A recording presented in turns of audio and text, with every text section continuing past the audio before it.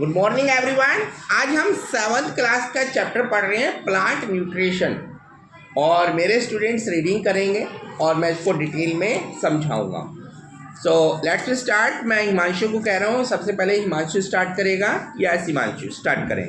Nutrition. We all know that all living thing organisms carry out various life processes or activities like taking up food, excreting waste from body, responding to various stimuli, growth and reproduction.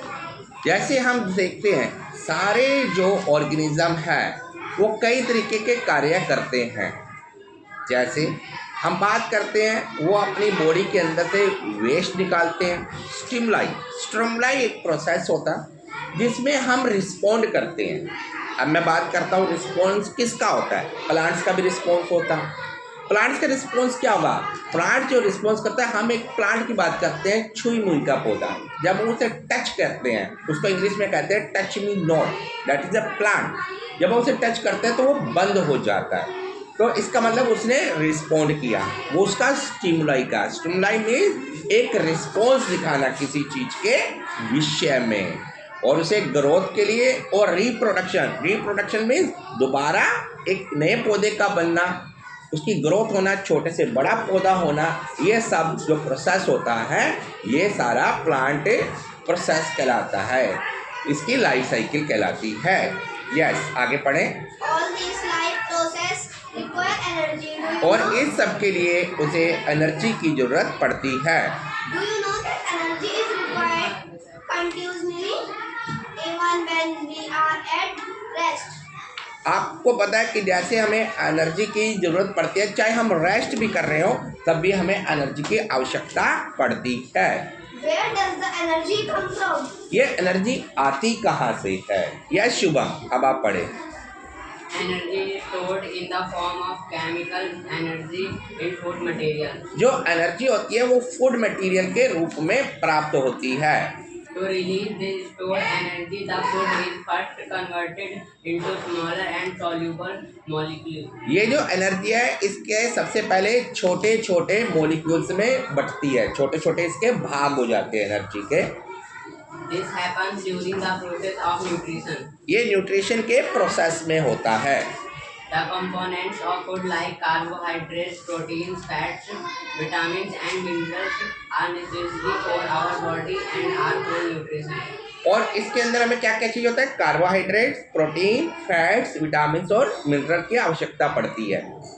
Do you know that plants are also living organisms? क्या आप जानते हैं कि plant सब living organism होते हैं, जीवित जीवाश्म होते हैं? They do perform many activities like movement of substances, growth, ripening of fruits, etc. हाँ, और वो हर तरीके के कार्य करते हैं। उनकी ग्रोथ भी होती है, पौधा भी पैदा होता है, फल भी पैदा होता है। जैसे मैंने आपको एक एग्जांपल बताया था, डॉक्टर जगदीश चंद्र बसु, उन्होंने बताया था पौधों के बारे में कि पौधे जीवित होते हैं And thus need energy. और उन्हें एनर्जी की आवश्यकता पड़ती है। How do plants obtain the energy? Plant को एनर्जी कहाँ से मिलती है? Do they take food like us? क्या वो हमारी तरह भोजन लेते हैं? Plants can make their food themselves, but animals, including humans, cannot. जो प्लांट होते हैं वो अपना भोजन खुद बनाते हैं, जबकि इंसान अपना भोजन खुद नहीं बना सकता।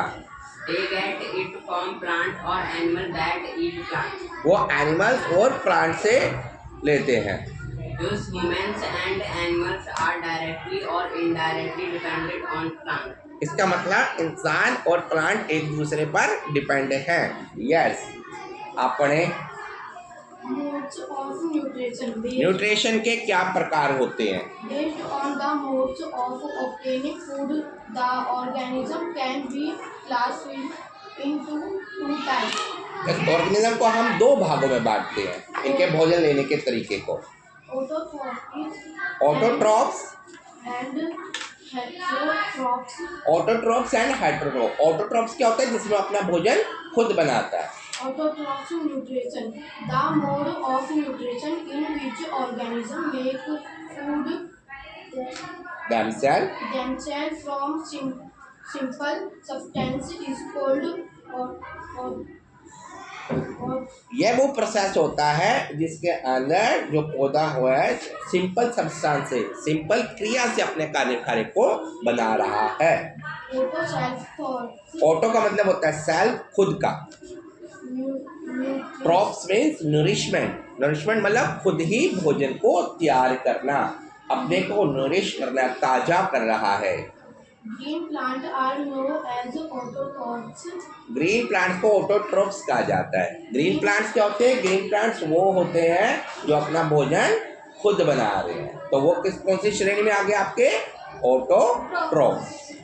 Green plants are the only organism that can prepare their own food green from plants वह होते हैं जो अपना भोजन खुद तैयार करते हैं, simple raw material present in their surrounding, जो उनके आसपास में रॉ मटेरियल्स होता है, उनके सराउंडिंग में, जैसे कार्बन डाइऑक्साइड हो गया, एयर हो गया, पानी हो गया, मिट्टी हो गई, इन सबसे अपना भोजन खुद तैयार कर रहे हैं। आप पढ़ें। Yes, the energy from for preparing food ऊंचा पढ़े बेटा, थोड़ा ऊंचा पढ़ो। the energy for preparing food is obtained from sunlight. और वो जो एनर्जी होती है वो सनलाइट से प्राप्त करते हैं, This process is called photosynthesis. इसे फोटोसिंथेसिस कहा जाता है। Green leaves and young stems of plant contain chloroplast, in their cells जो ग्रीन लीव्स जो होती हैं और स्टेम्स होते हैं उनमें क्लोरोप्लास्ट होता है।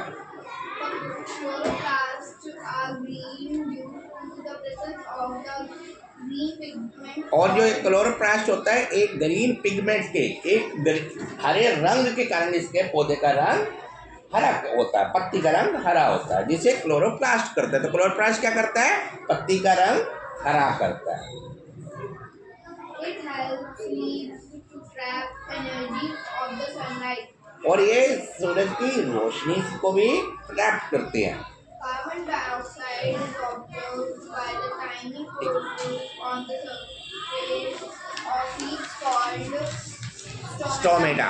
और जो कार्बन डाइऑक्साइड होते हैं पौधे में छोटे पोर्स होते हैं, छेद होते हैं, वो कार्बन डाइऑक्साइड लेते हैं, उसे कहते हैं stomata. The water and minerals are absorbed by the plants. जो वाटर, पानी और जो मिनरल होता है ये ऑब्जर्व करता है प्लांट्स पे। Water and minerals are transported to the leaves by the vessels which run like pipes throughout the stem, the branches and the leaves. और ये जो पानी होता है, मिनरल्स होता है, ये इसके स्टेम्स के थ्रू जाती है जो इसके लीव्स तक पहुंचता है। पानी कैसे जाता है? पानी जमीन से जाएगा, है ना। जो पौधे ने ट्रैप किया पानी को, जमीन से लिया, तो वो उसके अपर एरियाज में जाएगा, लीव्स में जाएगा। तो कहाँ से जाएगा? तने में से जाएगा। एक बात याद रखने की है कि जब कोई पौधा छोटा होता है तब तक हम उसे पानी देते हैं, और जब वो एक पेड़ बन जाता है तो उसे पानी देने की ज़रूरत नहीं पड़ती, क्योंकि उसकी जो रूट्स होती है वो ज़मीन के अंदर बहुत गहरी चली जाती है और वहाँ से वो पानी को लेती है। क्योंकि जो पानी होता है, पानी ज़मीन में है, उसकी एक वाटर बॉडी होती है। तो जितना आप कभी भी किसी पेड़ को देखेंगे जब उसे काटते हैं उसकी जड़ें बहुत बड़ी बड़ी होती हैं, तो उसकी जो जड़ें होती हैं, रूट्स होती है, बहुत अंदर तक ज़मीन के गई हुई होती हैं। तो हार्डली अगर मैं एक बात करूं, आम के पेड़ को आप 2 साल पानी दे देंगे, 3 साल दे देंगे, 4 दे देंगे हद मार के, तो उसके बाद क्या होता है? उसको पानी की ज़रूरत नहीं पड़ती, क्योंकि वो कहाँ से ले रहा है? ज़मीन से पानी को ले रहा है। खेती में हम पानी देते हैं ना खेती में पानी, लेकिन जहाँ पे ज़्यादा ट्रीज होते हैं, मैंगो ट्रीज हो गए, वहाँ आपने देखा पानी दे रहे होते हैं उसको? नहीं, because that become the trees, वो पेड़ बन चुका है। क्लियर? They form हाँ जी, आप पढ़ें। they form a continuous path. तेज पढ़ें, तेज पढ़ें। They form a continuous path and passage for the nutrient to reach the leaf. और वो पत्ते तक पहुंचने के लिए न्यूट्रिएंट्स को लेते हैं। Using the energy from the sun, a chemical reaction takes place in the green part of the plant, during which carbon dioxide and water are converted into food in the form of glucose and oxygen is released. और इस दौरान जब ये carbon dioxide लेते हैं तो oxygen release होती है। यस, आगे पढ़ें। The glucose, which is carbohydrate, is ultimately ultimately converted into starch. So, और फिर ये जो ग्लूकोज होता है, ये जो कार्बोहाइड्रेट होते हैं, ये अल्टीमेटली स्टार्च में कन्वर्ट हो जाता है। अब पौधे के अंदर क्या हो रहा है? ये स्टार्च के अंदर कन्वर्ट हो रहा है। आप पढ़ें अंतरा। into food in the form of glucose and oxygen is released. हाँ, और फिर ऑक्सीजन रिलीज होती है फूड के रूप में। The glucose, which is a carbohydrate, is ultimately converted into starch so to carry out photosynthesis, chlorophyll. या chlorophyll. तो इस तरीके से जो भोजन होता है वो फोटोसिंथेसिस के रूप में कार्य करता है। तो क्या बना? स्टार्च भी बना, एनर्जी भी मिली पौधे को, है ना। तो यही एनर्जी तो पौधे को बढ़ा रही है, इसकी ग्रोथ के ऊपर वर्कआउट कर रही है ना। यह संतरा। Sunlight, carbon dioxide, and water are essential It is a unique process on unique the Earth. process Unique process on the Earth. The solar energy is captured by green leaves and stored in the of food. form of food। तो इस तरीके से ये एक unique process है और energy है जो कि फूड के रूप में आती है और अल्टीमेटली सोर्स ऑफ एनर्जी बनाती है सारे लिविंग ऑर्गेनिज्म के लिए। Sun is the ultimate source. Sun is the ultimate source of energy for all living organisms. हाँ, तो इसलिए सूरज है वो एक मेन स्रोत है एनर्जी का ऑर्गेनिजम्स के लिए। हाँ जी, ऊंचा पढ़े। Importance of photosynthesis. अब इसकी जरूरत क्या है? फोटोसिंथेसिस की आवश्यकता क्यों पड़ती है? Can you imagine what will happen if photosynthesis does not occur?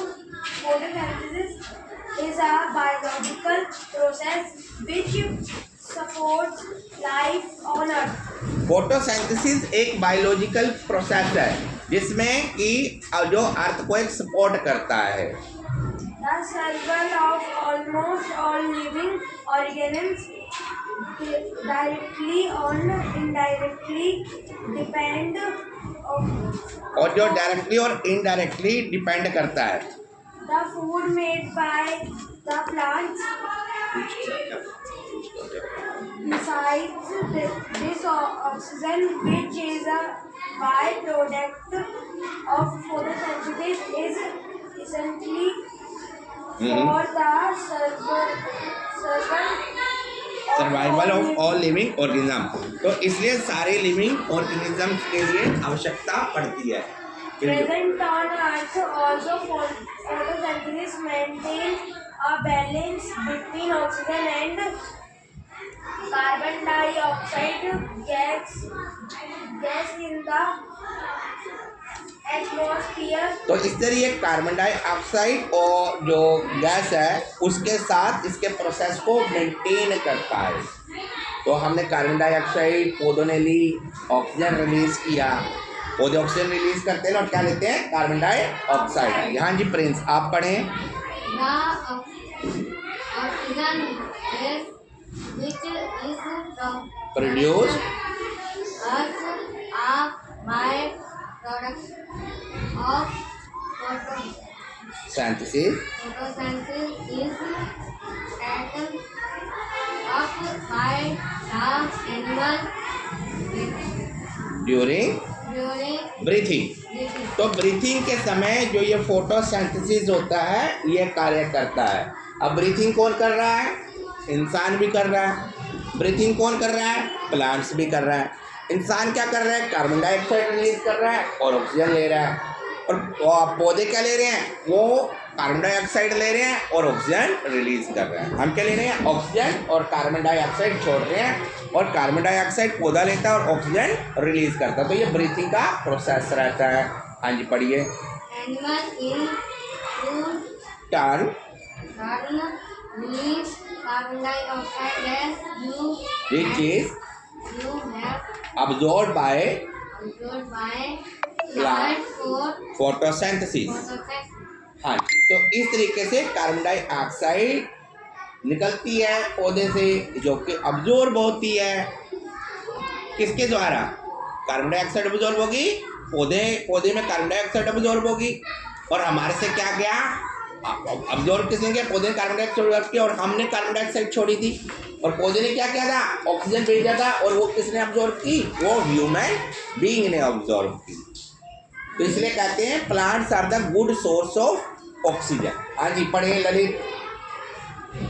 This cycle was goes on the and equilibrium equilibrium is maintain. maintained. तो इस तरीके से इक्विलिब्रियम चलता रहता है। इक्विलिब्रियम मतलब होता है बराबर की समानता चलती रहती है, ये पौधे और हमारे प्लांट्स के बीच में चलना process. Just Just not that during during photosynthesis plant synthesis synthesis carbohydrate carbohydrate glucose. glucose. आपने देखा होगा कि जो फोटोसिंथेसिस होती है, फोटोसिंथेसिस के अंदर कार्बोहाइड्रेट्स जो ग्लूकोज होता है वो प्रोसेस में आता है, और पौधे में कार्बोहाइड्रेट जो पौधे में कार्बोहाइड्रेट चले जाता है और ग्लूकोज बन जाता है। तो पहले हम गैस कौन सी थी? कार्बन डाइऑक्साइड रिलीज कर रहा था, और कार्बोहाइड्रेट्स ले रहा है पौधा, ग्लूकोज बना रहा है। पढ़िए। Can bodies are made of carbon dioxide, hydrogen and oxygen. इसे कार्बोहाइड्रेट कार्बन, हाइड्रोजन और ऑक्सीजन बनाते हैं। These are used to synthesize synthesize about component of foods, और दूसरे कंपोनेंट्स ऑफ द फूड बनाते हैं। but proteins in protein in addition addition to carbon dioxide, hydrogen hydrogen and oxygen contain contain nitrogen. nitrogen. लेकिन जो protein होते हैं इसके अलावा कार्बन, हाइड्रोजन, ऑक्सीजन को और नाइट्रोजन को रिलीज करते हैं। How do plant avoid obtain obtain nitrogen. nitrogen? तो प्लांट नाइट्रोजन कैसे लेते हैं? यस, अब शुभम आप पढ़ें। Yes, now the term of the Shubham read out the next point, heterotrophic nutrition। अब हम पढ़ेंगे heterotrophic nutrition। Yes, Shubham। Many plants like कस्कटा, do not have chlorophyll. कई प्लांट्स होते हैं कस्कटा जो क्लोरोफिल नहीं लेते, They cannot synthesize their food. वो अपना भोजन नहीं बनाते, They are called heterotrophic plants. उन्हें हेटरोट्रॉफिक प्लांट्स कहा जाता है। How do they get their nourishment then? तो फिर उन्हें नरिशमेंट कैसे मिलता है? कैसे मिलता है? Like humans and animals, such plants depend on the food produced हाँ, तो इस तरीके से भोजन उत्पन्न होता है by the other plants. हाँ, दूसरे प्लांट्स के लिए। They use the हाँ जी, आप भी आ जाइए इधर। हिमांशु, अब आप इसके बाद पढ़ेंगे, आ जाइए। हाँ जी, They use the heterotrophic mode of nutrition. तो वो हेटरोट्रॉपिक मोड ऑफ न्यूट्रिशन को लेते हैं। अब कुछ जो प्लांट्स होते हैं, जैसे मैंने कल बात बताई थी, उनमें क्लोरोफिल नहीं होता। हिमांशु कल पढ़ा था ना, कुछ प्लांट्स में क्लोरोफिल नहीं होता, और वो कई बार अपना भोजन खुद नहीं बना पाते, तो वो हेटरोट्रॉपिक प्लांट्स होते हैं। तो लेकिन वो अपना नरिशमेंट कहाँ से लेंगे? अब वो पौधे भोजन कहाँ से बनाएंगे? यस, पढ़िए शुभम अभी। Types of heterotrophic nutrition found in plants. किस किस तरीका का न्यूट्रिशन होता है प्लांट्स में? Parasitic, para means other plants. हाँ, तो पहला हम न्यूट्रिशन की बात करते हैं, पैरासाइटिक न्यूट्रिशन। अब ये पैरासाइटिक्स क्या होते हैं? अब इसमें बड़े इंटरेस्टिंग पॉइंट है। जब पैरासाइटिक जो दूसरे पे डिपेंड रहते हैं, सिर्फ प्लांट्स पे नहीं होते। आपको पता है कुछ एनिमल्स भी पैरासाइटिक्स होते हैं। मच्छर इज अ पैरासाइटिक, जो ह्यूमन बीइंग को काटता है, इंसान पर डिपेंड रहता है ना।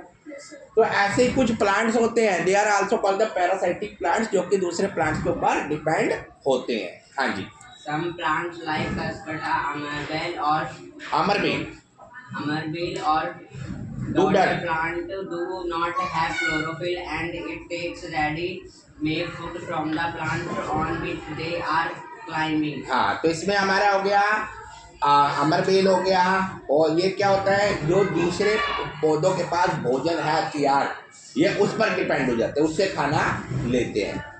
The organisms which Derive nutrition is called the parasite.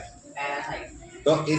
तो ये पैरासाइट में आ जाएंगे, ये पैरासाइटिक प्लांट्स कहलाएंगे। अमरबेल क्या कहलाएगी, पैरासाइटिक कहलाएगी। While the organism from which food is derived is called the host.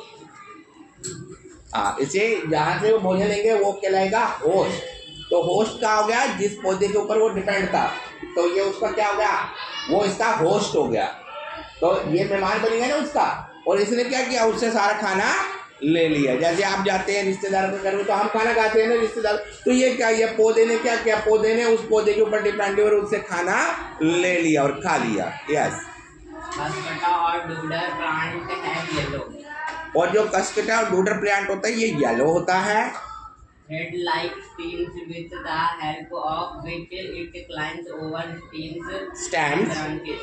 Of the other plant, और इसके बड़े पतले पतले ब्रांचेस होती हैं जो कि दूसरे पौधे के ऊपर डिपेंड हो जाती हैं और उस पर चढ़ जाती हैं, चिपक जाता है, तभी तो वो होस्ट होगा, तभी तो खाना ले पाएगा उससे।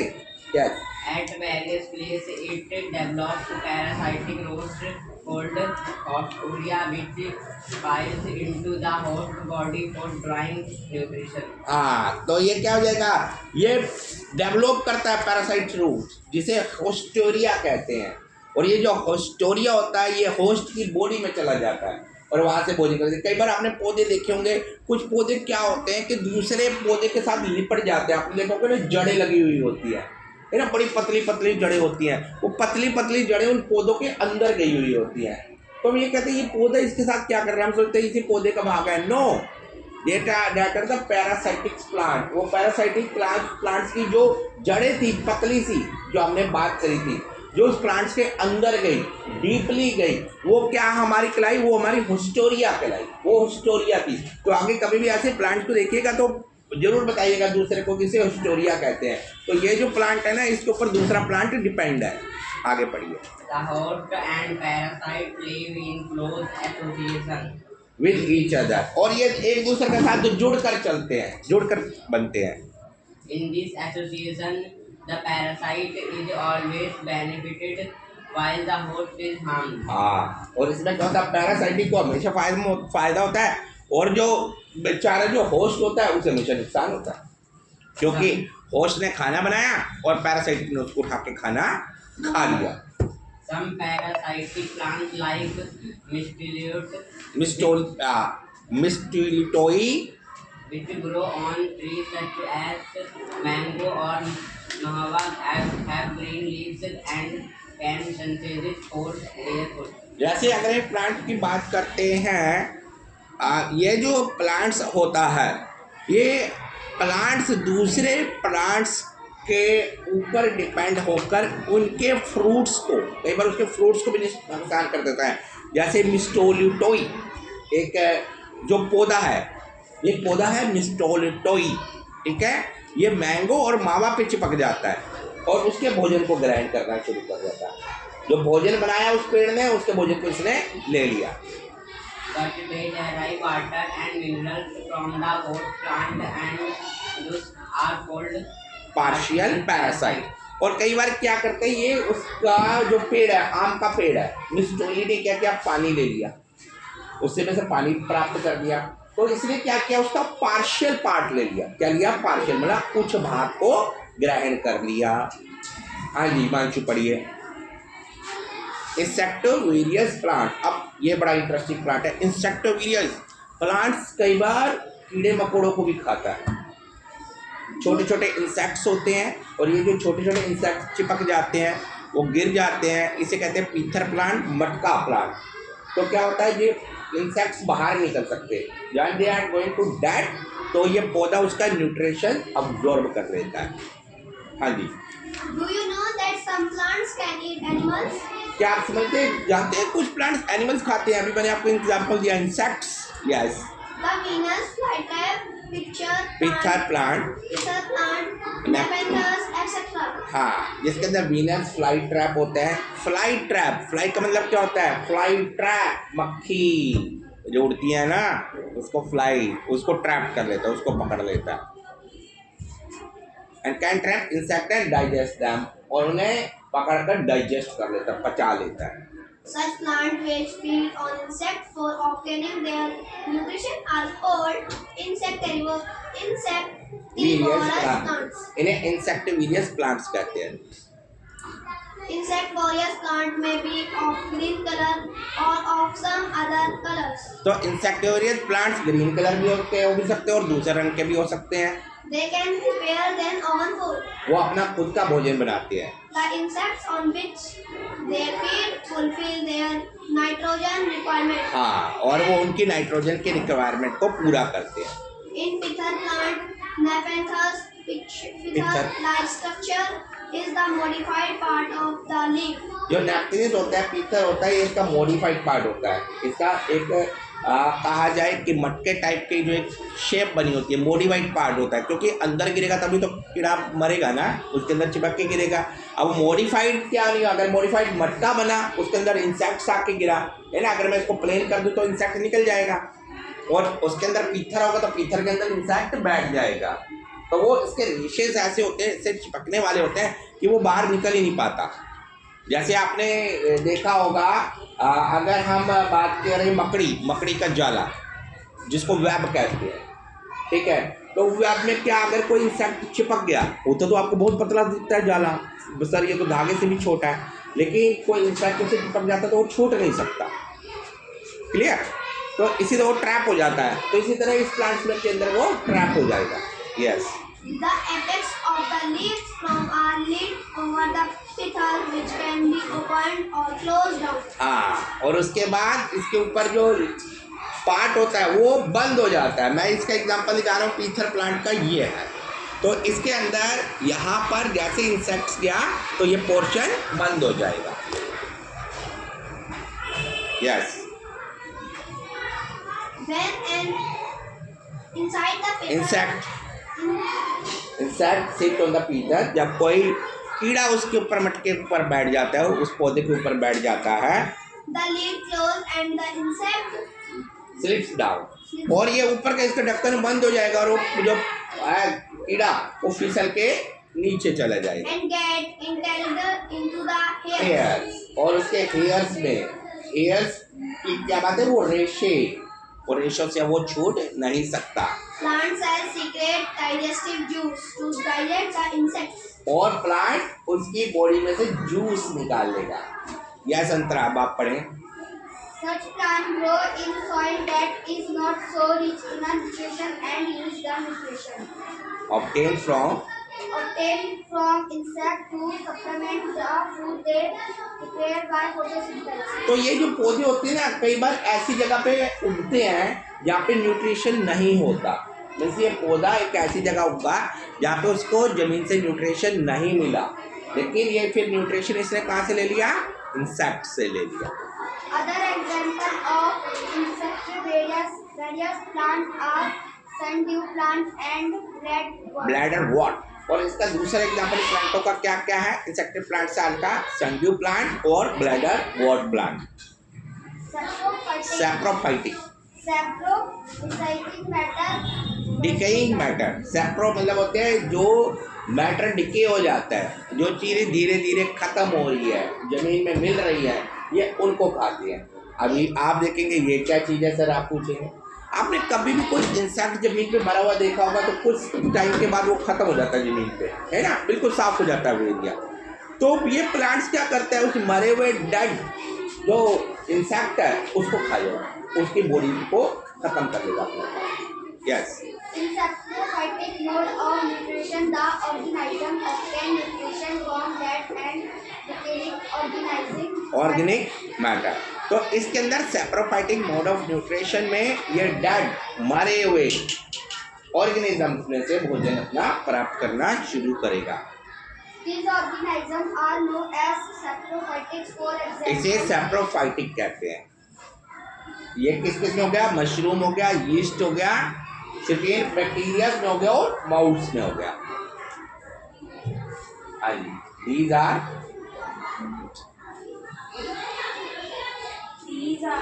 non थोड़ा ऊंचा पढ़े। these are non-green in color and do not undergo photosynthesis. ये ग्रीन नहीं होते कलर में और फोटोसिंथेसिस प्रोसेस में नहीं होते। फोटोसिंथेसिस में क्या था? फोटोसिंथेसिस प्रोसेस में अपना भोजन खुद बना रहा था अपना। हाँ जी, They secrete ऊंचा पढ़े। Digestive juice on the dead and decaying matter and convert it into a solution. Then they absorb the nutrient from it. Nutrient from it, और फिर वो तो न्यूट्रिएंट से ऑब्जर्व कर लेते हैं। वंश अब आप पढ़ें, You must have ऊंचा पढ़ें।